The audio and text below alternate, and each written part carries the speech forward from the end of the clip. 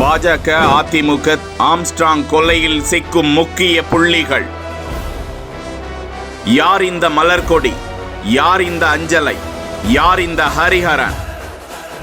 சினிமாவையே மிஞ்சும் அகீர் பகீர் பின்னணி.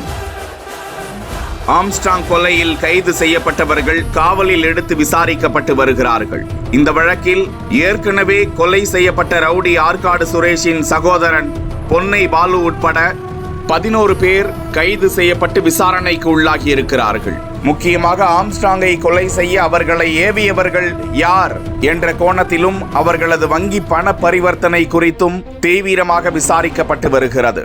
இதற்கிடையே முக்கிய கொலையாளியாக கருதப்படும் திருவேங்கடத்தை போலீசார் அழைத்து சென்று கொண்டிருந்த போது அவர் தப்பி ஓட முயன்றதாக போலீசாரால் சுட்டுக் கொல்லப்பட்டார்.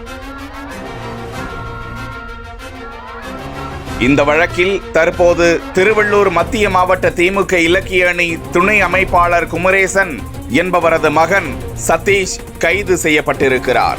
இந்த வழக்கில் பெண் ஒருவரும் கைது செய்யப்பட்டிருக்கிறார். அவர்தான் இந்த மலர்கொடி. அவர் வழக்கறிஞர் என்று கூறப்படும் நிலையில் அதிமுக பேச்சாளரும் மறைந்த பிரபல தாதாவாக செயல்பட்ட தோட்டம் சேகர் என்பவரின் மனைவிதான் மலர்கொடி.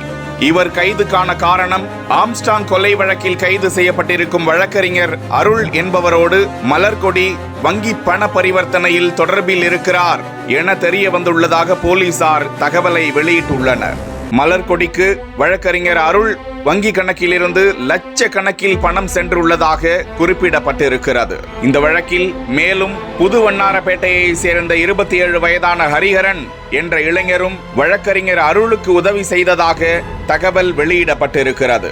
கைது செய்யப்பட்ட ஹரிஹரன் விசாரணைக்கு பின்னர் பூந்தமல்லி தனி கிளை சிறையில் அடைக்கப்பட்டிருக்கிறார். இந்த வழக்கில் பாஜகவை சேர்ந்த முக்கிய பெண் ஒருவர், அவரது பெயர் அஞ்சலை. சென்னை பாஜக மகளிர் அணி துணை செயலாளராக இருக்கக்கூடிய இவரை போலீசார் தீவிரமாக தேடி வருகிறார்கள். அவர் கைது செய்யப்பட்டால் ஆம்ஸ்ட்ராங் கொலை வழக்கில் மேலும் பல முக்கிய தகவல்கள் வெளிவரும் என்று கூறப்படுகிறது. ஆம்ஸ்ட்ராங் கொலை வழக்கில் பாஜக நிர்வாகிகளான அஞ்சலை மூளையாக செயல்பட்டதாக காவல்துறையினர் சந்தேகிக்கின்றனர். அஞ்சலை மீது கஞ்சா உள்ளிட்ட பல வழக்குகள் நிலுவையில் இருப்பதாகவும் போலீஸ் வட்டாரங்கள் தெரிவிக்கின்றன.